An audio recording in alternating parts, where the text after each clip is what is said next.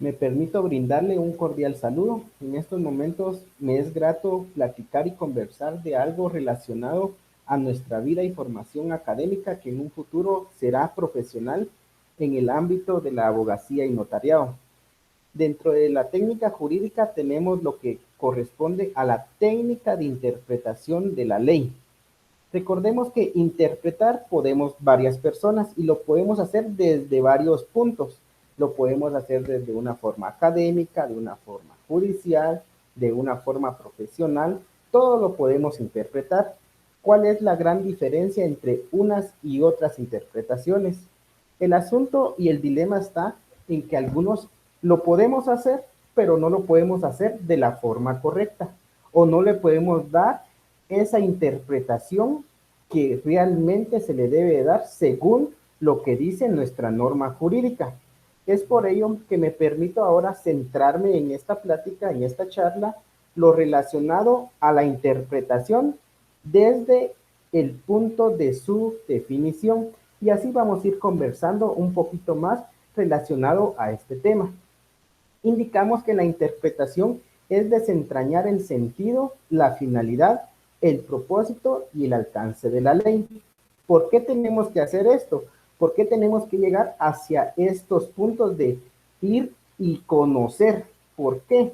Porque muchas veces tenemos la norma jurídica, tenemos nuestras leyes que han sido promulgadas y están vigentes, pero no logramos entender a ciencia cierta o a simple vista lo que nos dice la ley. Es por eso que tenemos que llegar hacia lo más profundo de la ley académicamente para poder entender qué es lo que en realidad la ley dice a un caso en concreto. ¿Y por qué? Porque algunas veces tenemos de que la ley puede tener expresiones oscuras, ambiguas o contradictorias. Es decir, que en ocasiones la ley, cierto, está plasmado en artículos, pero al momento que nosotros le damos lectura, podemos ver que no nos dice lo que realmente deseamos saber, o que en un momento determinado existe en una ley algo relacionado a un tema en concreto y ese tema en concreto también lo trata otra ley, pero son contradictorias. Entonces, en esos pasajes tenemos que determinar como futuros abogados qué debemos de hacer. Es por ello que la primera fuente que nosotros tenemos de interpretación de la ley, porque la ley nos otorga ese derecho de poder interpretar, tenemos que tener y hacer referencia al artículo 1 y al artículo 10 de la ley del organismo judicial, los cuales dicen en el artículo 1 que los preceptos fundamentales de la ley, de esta ley, es decir, la del organismo judicial, son normas generales de aplicación e interpretación e integración del ordenamiento jurídico guatemalteco. Aquí nos da la pauta de que existen ciertas normas, ciertos cuerpos legales que no dicen en qué forma se debe de interpretar la ley. Es por ello que ya aquí en este primer artículo nos da el primer derecho, podríamos llamarlo así, de poder interpretar según el cuerpo del organismo judicial o de la ley del organismo judicial. En el artículo 10 de este mismo cuerpo normativo nos dice que la interpretación de la ley. Las normas se interpretarán conforme a su texto, según el sentido propio de sus palabras o a su contexto, de acuerdo con las disposiciones constitucionales. Y también nos sigue agregando más relacionado a la forma de interpretación de la ley. Es por ello que nuestra primer fuente es la ley del organismo judicial. Existen ciertos cuerpos normativos que dentro de ese mismo cuerpo nos dicen que cuál es la finalidad o cómo es que se debe de interpretar el dicho cuerpo normativo, como es el caso del Código de Trabajo, el cual en su artículo 17 nos dicen que para los efectos de interpretar el presente código, sus reglamentos y demás leyes de trabajo se debe tomar en cuenta fundamentalmente el interés de los trabajadores, en armonía con la convivencia social. Este cuerpo normativo nos dice exactamente cómo debemos de interpretar todas y cada una de las disposiciones que se encuentran en el Código de Trabajo y su reglamento. Es por ello que nosotros cuando vemos y analizamos este tipo de norma jurídica, lo vamos a hacer a favor del trabajador, a favor del empleado. Existen ciertas contradicciones también en este tema, como lo es uno que vamos a mencionar, que es la jornada de trabajo, que bien está tratada o bien está regulada en este Código de Trabajo en su artículo 116, específicamente señalando lo que es la jornada diurna de los trabajadores. Y también tenemos lo que nos indica nuestra Constitución Política de Guatemala, que también habla en su artículo 102, inciso G, lo que corresponde a la jornada diurna de un trabajador. Ambos cuerpos lo tratan. Ambos cuerpos normativos hablan de una misma cosa. La gran diferencia es que en la Constitución tenemos de que se queda plasmado que el trabajador en jornada diurna debe de laborar 48 horas a la semana, mientras que en el Código de Trabajo nos dicen que el trabajador debe de laborar 44 horas a la semana. Aquí si vemos hay contradicción. ¿Por qué? Porque una misma cosa está siendo regulada por dos cuerpos normativos diferentes, pero estos se contradicen. Entonces, ¿qué vamos a hacer? La respuesta es que nos vamos a la forma de interpretación que sí está previsto y determinado en lo que es el Código de Trabajo.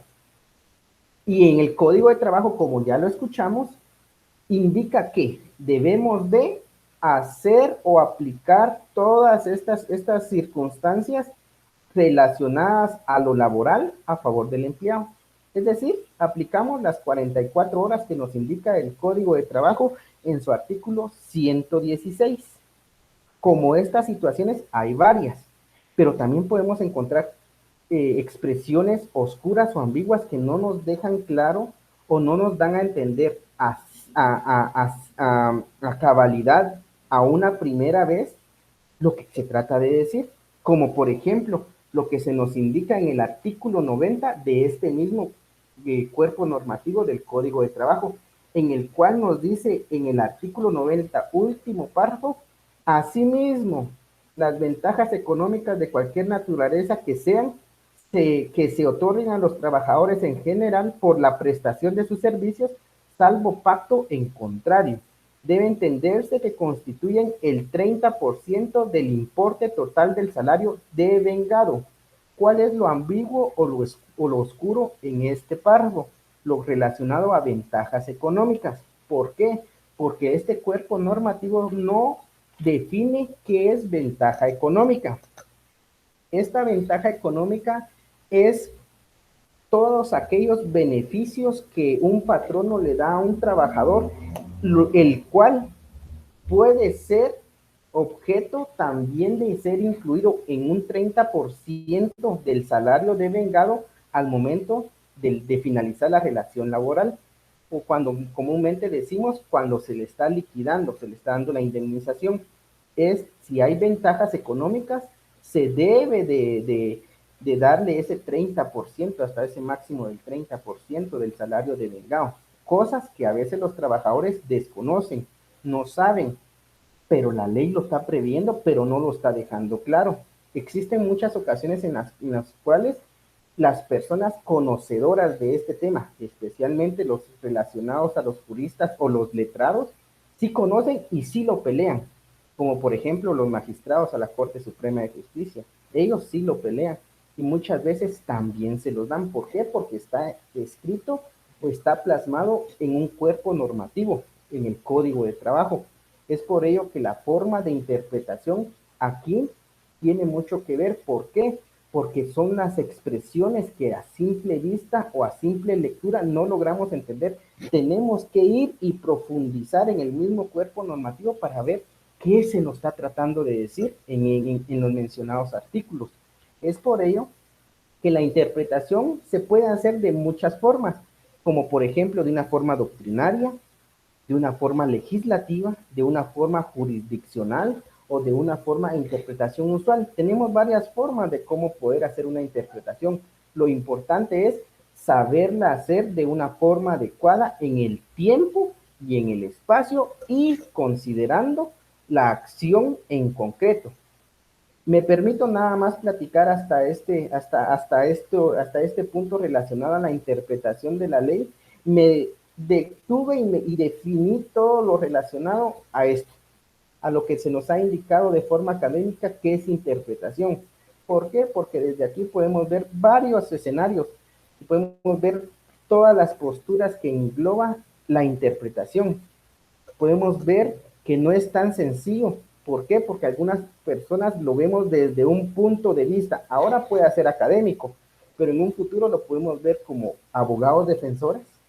Podemos ver este mismo caso desde un punto del, del Ministerio Público, o como un ente investigador, como un ente acusador, o también lo podemos ver desde un punto de vista judicial, de impartir justicia, como lo hacen los jueces. Me permito también ver y platicar un poco lo relacionado al tema del incendio que se provocó en el mes de agosto allá en Joyabaj y que tuvimos transmisión en estos días de la semana relacionado a la primera declaración que se tuvo aquí en Santa Cruz de Quiché. Y efectivamente existe interpretación o existen varios puntos de vista dependiendo del momento y del lugar y de la forma como estamos actuando. ¿Por qué? Porque la defensa de los tres señores que habían sido señalados daban a conocer cada una de sus interpretaciones que le daban a los delitos que estaban estas personas acusadas, como por ejemplo lo de sedición. Sedición, ellos daban una explicación de que existían ciertos hechos desde el punto de vista de la defensa, de que no encuadraban al delito que se le estaban imputando a las personas. El Ministerio Público sí decía de que sí lograban encuadrar todo. Entonces son varios puntos de vista que según la interpretación que se le dé, es la forma en que nosotros vamos a actuar. Le agradezco el tiempo, le agradezco el espacio al licenciado que nos ha dado esta oportunidad. Entiendo de que este tema es largo, entiendo que es complejo. Si en un momento determinado no logré comprender o no logré darme a entender, ruego las disculpas del caso, pero quedamos entendidos de que la interpretación nos lleva más allá, nos lleva no solamente las letras, lo que se plasma, sino que tenemos que profundizar, tenemos que investigar, tenemos que llegar hacia el sentido de la ley en un caso en concreto. Saludos cordiales.